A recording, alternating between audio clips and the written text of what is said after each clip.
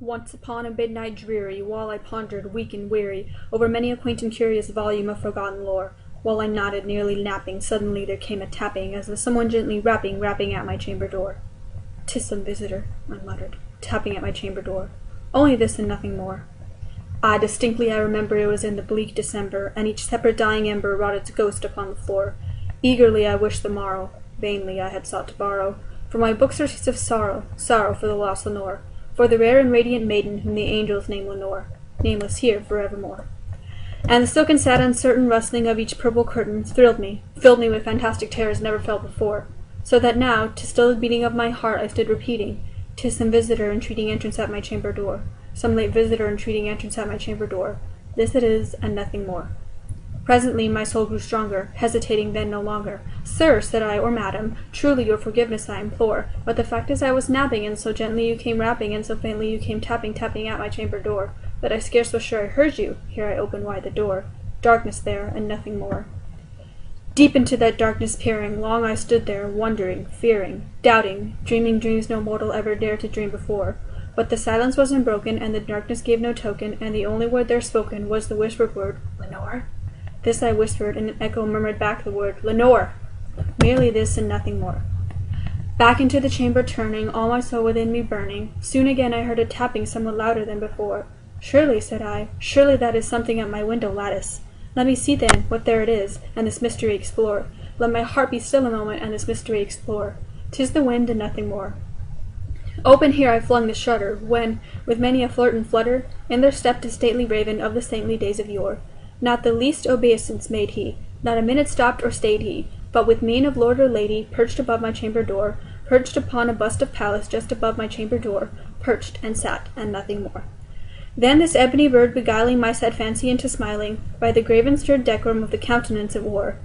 "Though thy crest be shorn and shaven, thou," I said, "art sure no craven, ghastly grim and ancient raven wandering from the nightly shore. Tell me what thy lordly name is on light's Plutonian shore." Quoth the raven, "Nevermore." Much I marvelled this ungainly fowl to hear discourse so plainly, though its answer little meaning, little relevancy bore. For we cannot help agreeing that no living human being ever yet was blessed with seeing bird above his chamber door, bird or beast above the sculptured bust above his chamber door, with such name as Nevermore. But the raven, sitting lonely on the placid bust, spoke only that one word, as if his soul in that one word he did outpour. Nothing further than he uttered, not a feather than he fluttered, till I scarcely more than muttered, "Other friends have flown before. On the morrow he will leave me, as my hopes have flown before." Then the bird said, "Nevermore." Startled at the stillness broken by reply so aptly spoken, "Doubtless," said I, "what it utters is its only stock and store, caught from some unhappy master whom unmerciful disaster followed fast and followed faster till his songs one burden bore, till the dirges of his hope that melancholy burden bore, of never, nevermore." But the raven still beguiling my sad soul into smiling, straight I wheeled a cushioned seat in front of my bird and bust and door. Then, upon the velvet sinking, I betook myself to linking fancy unto fancy, thinking what this ominous bird of yore, what this grim, ungainly, ghastly, gaunt, and ominous bird of yore, meant in croaking "Nevermore."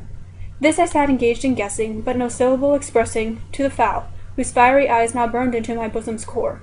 This and more I sat divining, with my head at ease reclining, over the cushion's velvet lining that the lamplight gloated o'er, but whose velvet violet lining with the lamplight gloating o'er, she shall press, nevermore.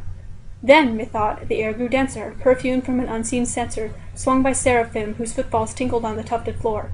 "Wretch," I cried, "thy God hath lent thee, by these angels he hath sent thee, respite, respite and nepenthe from thy memories of Lenore. Quaff, oh quaff this kind nepenthe, and forget this lost Lenore." Quoth the raven, "Nevermore."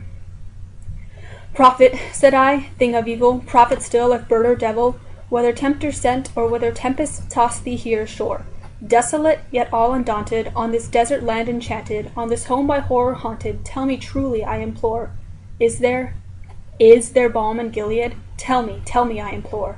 Quoth the raven, "Nevermore." "Prophet," said I, "thing of evil, prophet still, if bird or devil, by that heaven that bends above us, by that God we both adore, tell this soul with sorrow laden, if, within the distant Aidenn, it shall clasp a rare and sainted maiden whom the angels name Lenore, clasp a rare and radiant maiden whom the angels name Lenore." Quoth the raven, "Nevermore." "Be that word our sign of parting, bird or fiend," I shrieked, upstarting. "Get thee back into the tempest and the night's Plutonian shore.